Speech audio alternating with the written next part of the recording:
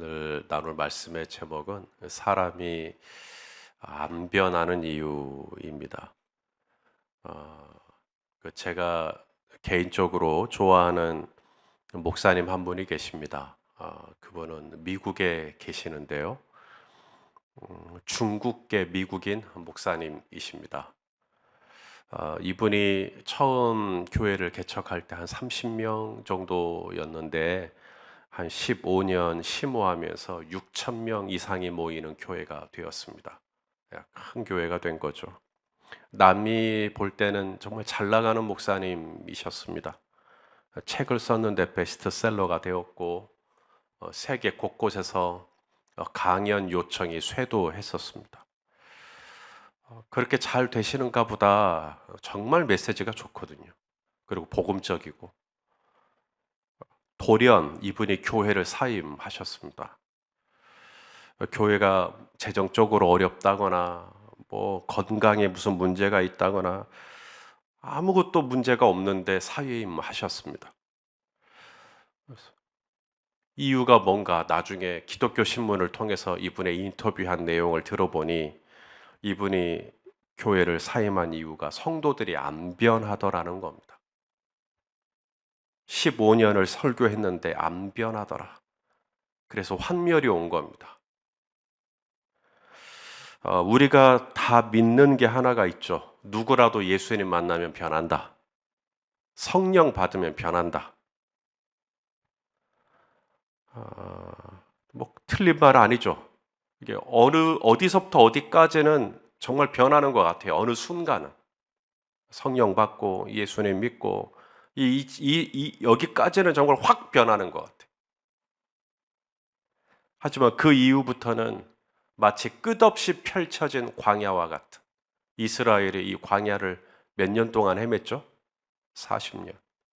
그 다음부터는 이 가나안에 이르기까지는 지지부진한 성화의 과정을 또 걸어가야 합니다. 처음에는 막 홍해가 갈라지고 막 반석에서 물이 나오고 막 처음에는 막 변해요. 그 다음부터는 끝없는 광야를 걸어야 되는 성화의 과정에 들어가게 돼요. 그 과정 안에서 우리가 순간순간 절망하는 게 뭐냐면, 왜 이리 안 변할까 나는? 왜 나는 이렇게 도루묵일까? 여러분은 어떠세요? 여러분은 계속 잘 변하고 있으세요? 지금도 변하고 계세요? 오늘 유다도 마찬가지입니다. 안 변해요. 벌써 지금 예레미야 13장을 보고 있습니다. 계속 그렇게 살다가는 망한다고, 하나님이 버리신다고, 하나님이 내던지신다고 그렇게 말씀을 해도 유다가 변해요, 안 변해요? 들은 척도 안 합니다. 마치 눈앞에 실제 지옥의 참혹한 실상을 보여줬는데도 코딱지를 파면서 심드렁하고 있는 꼭 그런 유다의 모습 같아요. 어제 말씀 기억하죠? 뱃띠를 사라 해서 뱃띠를 사고 그 비싼 3배로 만든 허리띠 말이죠. 또 그걸 들고 700kg가 넘는 유브라데까지 가서 묻어라 그러니까 또 그렇게 하고, 남들이 보면 그 유브라데까지 가가지고 뭐 되게 비싼 거 숨기는 줄 알 거예요. 허리띠를 숨긴다고는 아무도 생각을 못했을 겁니다. 그렇게 왕복 1,000km가 넘어서 왔다 갔다 했는데 또 다녀오라는 거예요. 이제는 왕복 2,000km죠. 이스라엘이 출애굽을 하고 가나안까지 가는 이 거리가 직진으로 가면 320km입니다. 우리 광주에 서울 가는 거예요. 애굽에서 가나안까지 의 거리를 가지고 대입을 했을 때 예레미야는 애굽 갔다가 가나안 갔다가 가나안에서 다시 애굽 갔다 한 7번 왔다 갔다 한 거나 마찬가지.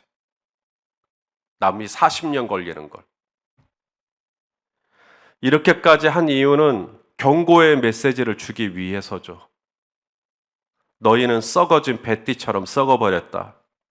썩어진 허리띠를 누가 쓰겠느냐? 너희도 곧 버림받을 것이다. 한때 나는 허리띠를 가지고 허리를 단단히 묶듯이 북이스라엘과 남유다를 단단히 묶어서 내가 고정시켜 왔었다. 하지만 너희가 나를 떠났다. 너희가 나를 버렸다. 그랬더니 너희가 다 썩어버렸다. 그래서 나는 이제 너희를 쓸 수가 없다. 너희를 두고 볼 수가 없다. 나는 너희를 버릴 것이다. 이게 지금 메시지잖아요. 이게 엄청난 경고의 메시지. 이렇게 수천 킬로로 왕복하면서 이야기를 해도 유다가 못 알아듣습니다. 안 변합니다. 결국 이렇게 둔하고 무심한 유다 백성들을 두고 수천 킬로로 왕복하며 머리에서 발끝까지 너덜거릴 정도로 메시지를 전해도 도무지 하나님의 말씀을 받고 심각해 보려고 하지 않는 이 유다의 이 완고한 모습에 하나님이 눈물을 터뜨리십니다. 울어요, 결국은. 하나님이. 우리가 자녀를 훈육하다가 자녀가 못 알아듣고 안 변하는 것 같으면 결국은 부모가 가슴을 치면서 울잖아요. 못 알아들으니까. 하나님이 꼭 그래요. 17절 말씀. 17절 말씀을 같이 읽겠습니다. 시작. 너희가 지금 이게 17절인가요? 7절을 나간 것 같은데? 17절 여러분 성경책을 보시고 너희가 이를 듣지 아니하면 나의 심령이 너희 교만으로 말미암아 은밀한 곳에서 울 것이며 여호와의 양떼가 사로잡힘으로 말미암아 눈물을 흘려 통곡하리라. 지금 하나님 말씀이에요. 너희가 이를 듣지 아니하면 안 들어요. 지금 유다가 안 변해요. 우리가 예배 시간에 졸았다고 우시는 거 아닙니다. 우리가 새벽기도 빠뜨렸다고 우시는 것도 아니고요. 우리가 헌금 안 했다고 우시는 것도 아닙니다. 너희가 안 듣는다는 거예요. 안 들어. 아니 청각이 없어서 안 듣는다는 얘기가 아니고요. 아무리 메시지를 전해도 귓등으로도 안 들어요. 그래서 우신다는 거예요. 통곡을 하겠다는 거예요. 어제 예레미야 선지자처럼 하나님이 말씀하시면 바로 알아듣고 순종하고 따라가고 그랬으면 얼마나 좋을까요? 그런데 우리가 다 그렇게 못 살고 있지 않습니까? 그래서 하나님이 우신다는 겁니다. 대놓고 울면 하나님도 창피하셨을까요? 오늘 본문에 보니까 은밀한 곳에서 울겠다라고 말씀하십니다. 그래서 우리는 또 몰라요. 하나님이 우는지도. 은밀한 곳에서 우시니까. 마치 동생 베냐민을 만나고 요셉이 안방에 들어가서 울고 나오죠. 그러니 베냐민은 운지도 몰라요. 근데 요셉은 엉엉 울고 나오죠. 하나님이 저와 여러분을 보고 반가워서 우시는 것 아니고 우리가 하도 말을 안 들어서 우시겠다고 말씀하시는 거죠. 도대체 뭐가 문제일까? 유다 백성들은 왜 이렇게 하나님의 말씀을 안 들을까? 수천 킬로를 다녀와서 정말 이 입으로만 전하는 메시지가 아니라 정말 머리에서 발끝까지 온 몸으로 메시지를 전해도 제가 이 강대상에서 온갖 오두방정을 다 떨어도 안 들어. 왜 안 들을까?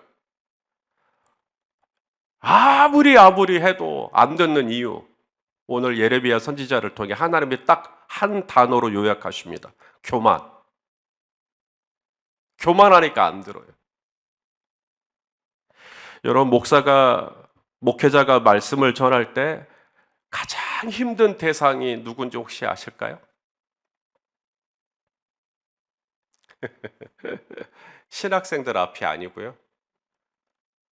같은 목사님들 앞에 두고 설교할 때입니다. 왜 그럴까요? 목사님들은 은혜를 받기 위해서 말씀을 듣는 게 아니라 평가하려고 듣습니다. 그러니 얼마나 힘들겠습니까? 길가와 같은 마음, 돌밭과 같은 마음, 가시밭과 같은 마음 다 쉽지 않은 마음이 없죠. 근데 가장 설교하기 힘든 대상은 교만한 마음입니다.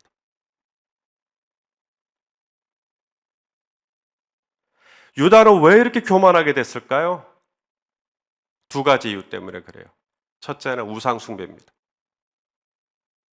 유다는 지금 야훼 하나님만 믿고 있는 게 아니에요.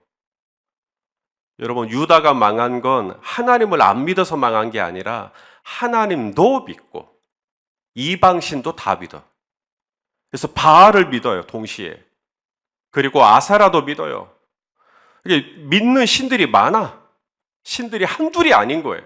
나를 지켜주고 내가 농사 지을 때마다 이 수확물을 지켜주는 신들이 많은 거예요. 그러니까 교만한 거예요. 야훼 하나님이 아니어도 바알 신이 나를 도와줄 거다. 바알 신이 아니어도 아세라 신이 나를 도와줄 거다. 많은 신들을 동시에 섬기고 있다 보니 자신의 삶이 점점 더 잘 될 거라고 믿고 있는 겁니다. 바로 이 우상 숭배가 바로 교만의 원인이 되는 거죠. 또 하나가 바벨론과의 관계입니다.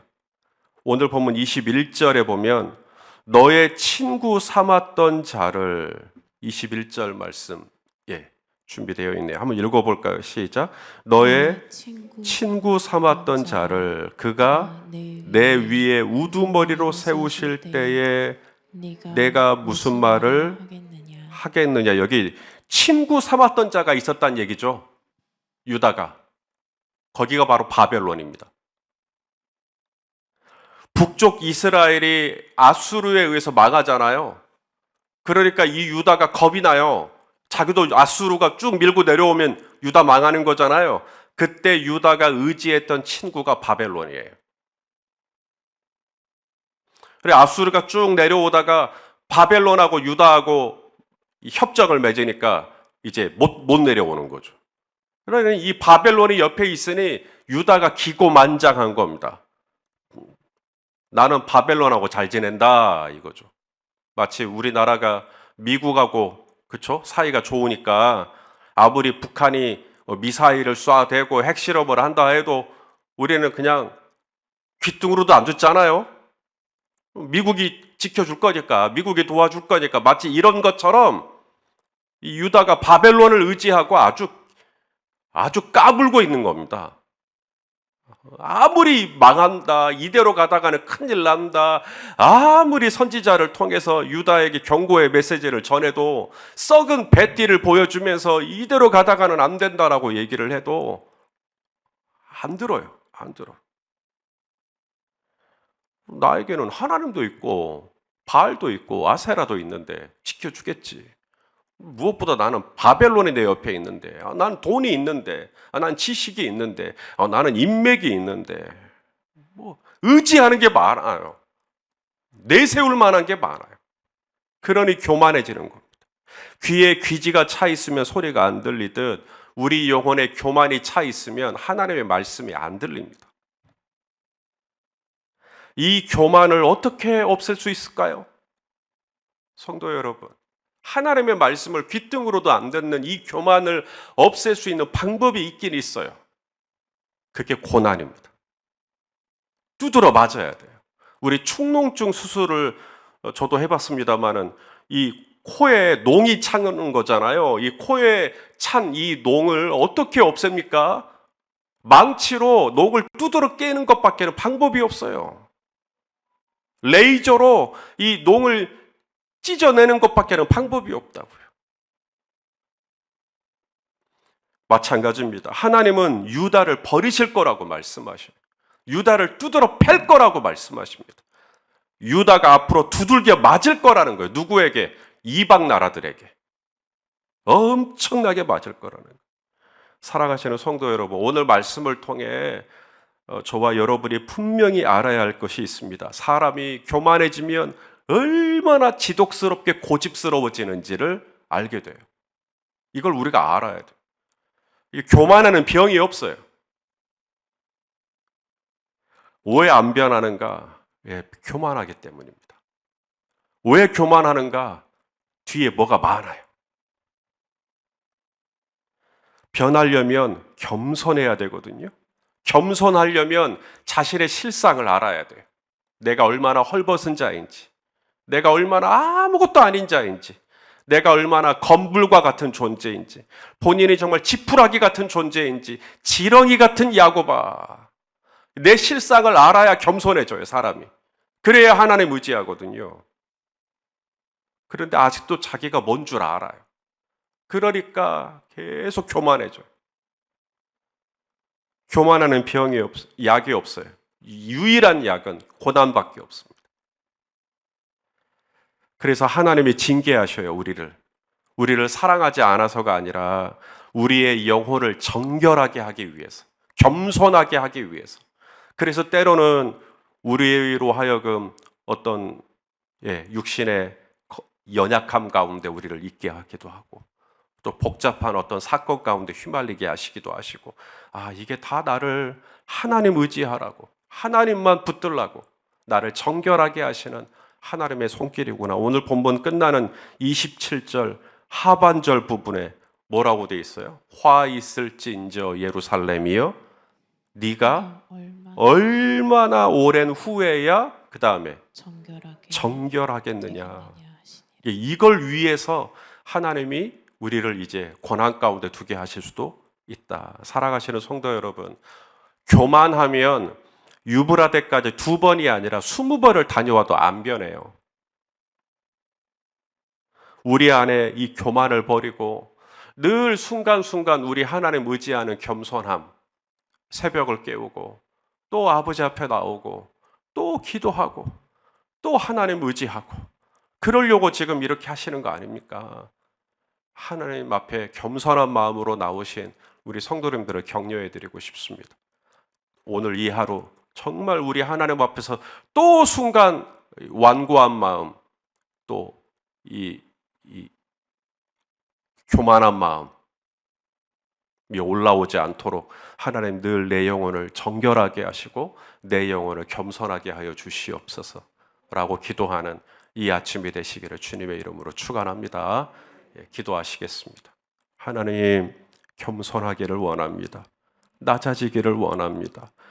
우리 하나님 붙들기를 원합니다.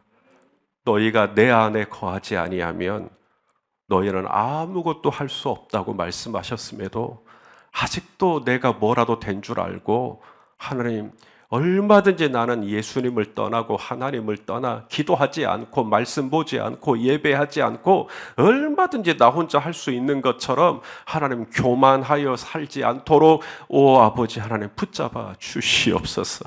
이 마지막 때에 유다 백성들처럼 목이 뻣뻣한 백성 되지 않기를 원합니다. 겸손한 백성 되기를 원합니다. 주님 의지할 줄 아는 겸손한 백성 되기를 원합니다. 어느 때까지 하여 너희를 정결하게 하겠느냐고 하시는 주님의 그 은밀한 탄식을 듣습니다. 아버지, 바로 엎드리게 하시고 언제든 기도하게 하시고 언제든 주님 앞에 겸손한 마음으로 나아가는 우리 모두가 되게 하여 주시옵소서. 예수님의 이름으로 기도하옵나이다. 아멘.